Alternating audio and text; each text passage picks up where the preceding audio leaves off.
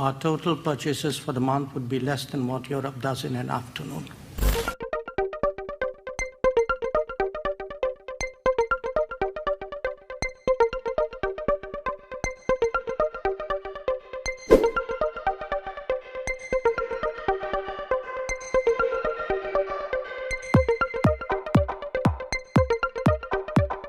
And finally, for the ministers, Jaishankar and Singh, why not condemn Russia's invasion? Wouldn't this best reflect India's foreign policy goals and international standing?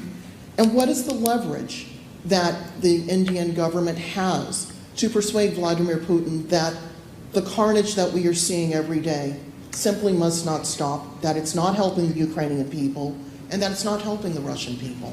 So, first of all, thank you for the advice and suggestions in your question. I prefer to do it my way and articulate it my way.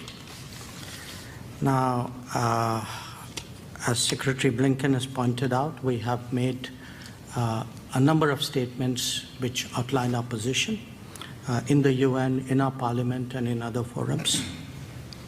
And briefly, what those positions state is that we are against the conflict, we are for dialogue and diplomacy, we are for urgent cessation of violence, and we are prepared to contribute in whatever way to these objectives.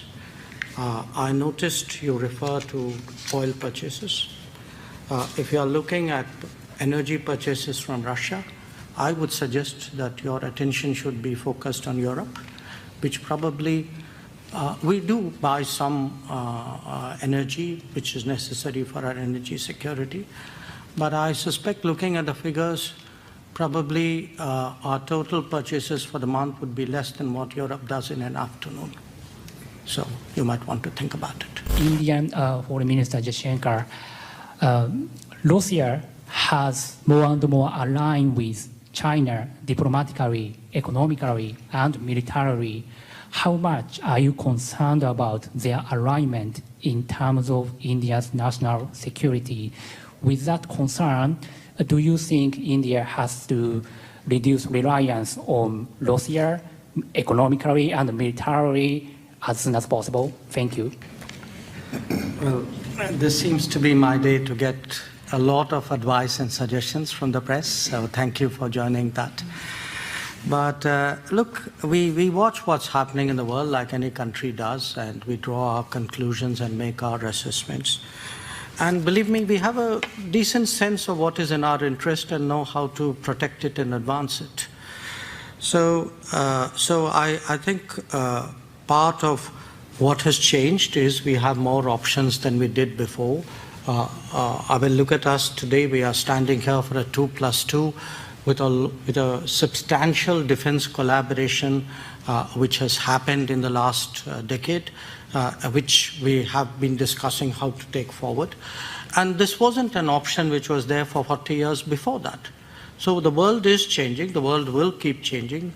What we have to do in our profession is to watch it and see how your interests are best advanced in that. Again, I don't want this whole subject to go off on a sort of a political note. Every country looks at its best options, and I think today an expanding India-US energy relationship, which by the way didn't exist some years ago.